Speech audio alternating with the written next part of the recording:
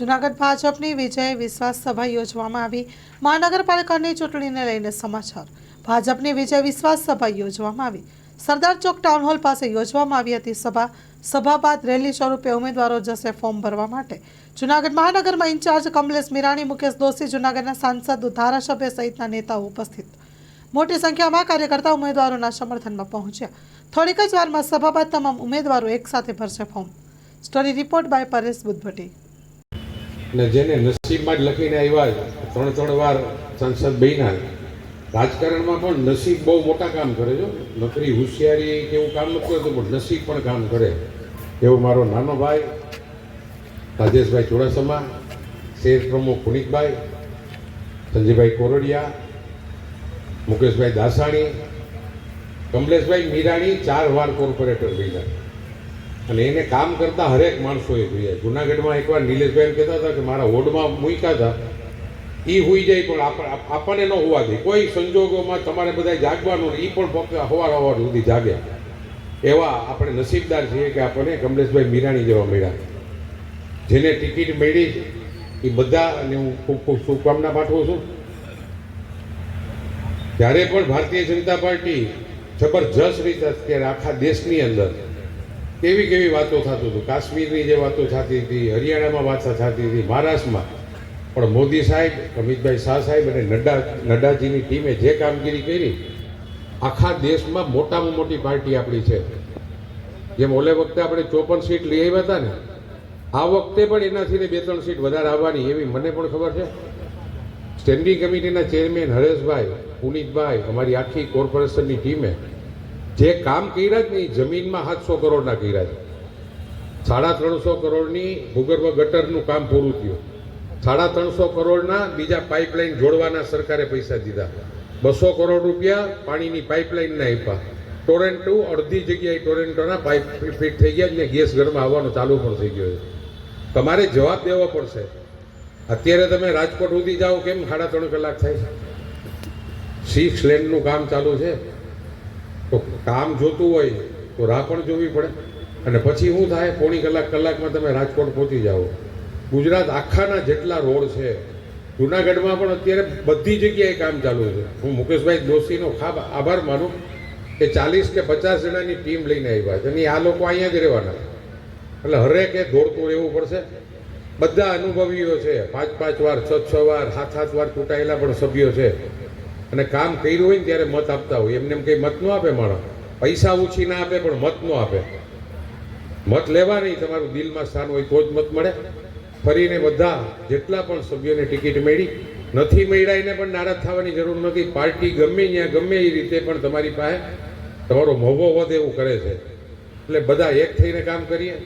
અત્યારે કમલેશભાઈ મીરાણીને ખાસ તો ખાતરી આપી, કારણ કે આખી ચૂંટણી એની અંડરમાં લડાવવાની છે અને રાજકોટની આખી ટીમ, મુકેશભાઈ દાસાણી, તમે વિચાર કરો, કોઈ કામની અંદર કોઈ તકલીફ થઈ હશે એનો મતલબ એવો નથી કે આપણે કોઈ પાસે ન જઈ શકીએ। ભારતીય જનતા પાર્ટીનો કાર્યકર ગૌરવ સાથે જઈ શકે છે। એક ઘરે કોઈ પણ વિષમ પરિસ્થિતિ હોય ત્યારે ભારતીય જનતા પાર્ટીનો કાર્યકર રાત દિવસ જોયા વગર લોકોની પડખે ઊભું રહેવાનું કામ કરે છે। એટલે આપણે ગૌરવ સાથે જઈ શકી અને ભારતીય જનતા પાર્ટીના તમામ ઉમેદવાર વિજય થાય એ આપણી સૌની જવાબદારી છે। અને લોકો પાસે આપણે જવાની અને મત માગવાની અને એમની સાથે એમના સૂચનો હોય, એમની સારી વ્યવસ્થા ઊભી કરવાની જવાબદારી આપણી બધાની છે। અને અહીંયા ચૂંટણી લડે છે 60 લોકો, ચૂંટણી નથી લડતા। ભારતીય જનતા પાર્ટીના તમામ કાર્યકર ચૂંટણી રહ્યા છે।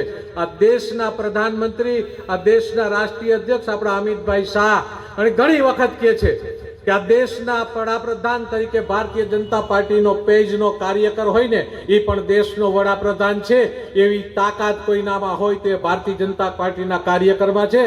તો આપ સૌને વિનંતી કરું છું કે આવતી 18 તારીખે આપણા બધા ઉમેદવારો વિજય થાય અને ભવ્ય વિજય સરઘસ નીકળી અને ફરીથી આપણે આ જૂનાગઢને ગ્રીન જૂનાગઢ, સમૃદ્ધ જૂનાગઢ, સુંદર જૂનાગઢ બનાવવાનો સૌ સંકલ્પ લઈએ।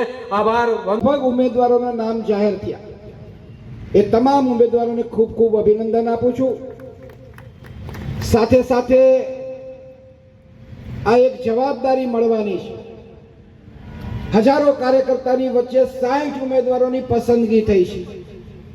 અને પાર્ટીએ જ્યારે આવડી મોટી જવાબદારી આપી હોય ત્યારે એ જવાબદારી આપણને સફળતાપૂર્વક પાર પાડવાની શક્તિ ઈશ્વર આપે એવી આપ સૌને શુભકામના પણ પાઠવું છું. જુનાગઢ મહાનગરપાલિકાનો ઇતિહાસ તપાસી તો 2004ની અંદર જુનાગઢ કોર્પોરેશન અસ્તિત્વમાં આવ્યું, એટલે કે 20 વર્ષથી જુનાગઢની અંદર મહાનગરપાલિકા છે, જેમાં 15 વર્ષ ભારતીય જનતા પાર્ટીનું શાસન રહ્યું છે. માત્ર 5 વર્ષ કોંગ્રેસ જુનાગઢમાં સત્તા ઉપર આવી હતી.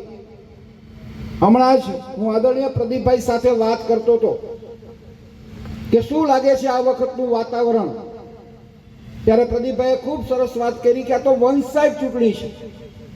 આ ચૂંટણી જ નથી. ગઈ વખતે 54 સીટ 60માંથી 54 સીટ જ્યારે કોર્પોરેશનમાં મળી હોય તો આ વખતે એનાથી પણ વધારે અમારે રાજકોટની અંદર એક વખત એવો ઇતિહાસ થયો હતો કે 60 સીટમાંથી 59 સીટ ભારતીય જનતા પાર્ટીએ મેળવી હતી, એક સીટ માત્ર કોંગ્રેસે મેળવી હતી. આ વખતે અહીંયા અનુભવી લોકોની ટીમ છે, એમનું માર્ગદર્શન મળવાનું છે. ત્યારે મને એવું લાગે છે કે 60 સીટ સમ ખાવા પૂરતું ખાતું પણ ન ખુલે એવી પરિસ્થિતિનું નિર્માણ થાય એ પ્રકારની દિશામાં આપણે સૌ કામ કરવા આગળ વધીએ. ભારતીય જનતા પાર્ટીના પ્રત્યેક કાર્યકર્તાઓનું સિંચન થયું છે. અહીંયા ઋષિમુનિઓ, તપસ્વીઓ, અસંખ્ય એવા કાર્યકર્તાઓ થઈ ગયા. પછી અહીંયા સૂર્યકાંતભાઈ આચાર્ય હોય, હેમાબેન આચાર્ય હોય, અમારા રાજકોટના ચીમન વંદે. ધન્યવાદ. ભારતીય જનતા પાર્ટી જુનાગઢ મહાનગર દ્વારા આજે મહાનગરપાલિકાની ચૂંટણી અનુસંધાનની આજે વિજય વિશ્વાસ સભાની અંદર ઉપસ્થિત ભારતીય જનતા પાર્ટીના સૌ મંચ ઉપર ઉપસ્થિત આગેવાનો, ઉપસ્થિત અલગ અલગ સમાજમાંથી પધારેલા સમાજના સૌ આગેવાનો અને ભારતીય જનતા પાર્ટીના દેવથી પણ દુર્લભ ને જેને નસીબમાં જ લખીને આવ્યા 3 વાર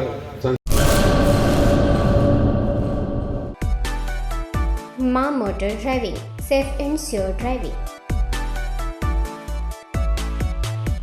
ડ્રાઇવિંગ એ શોખ સાથે આપની મોટી જવાબદારી પણ છે. અમારા ઇન્સ્ટ્રક્ટર દ્વારા સચોટ અને સરળ માર્ગદર્શન. આપની રોજની તાલીમની માહિતી મેળવીને શું અધુરાશ છે એના ઉપર પૂરું ફોકસ કરાય છે.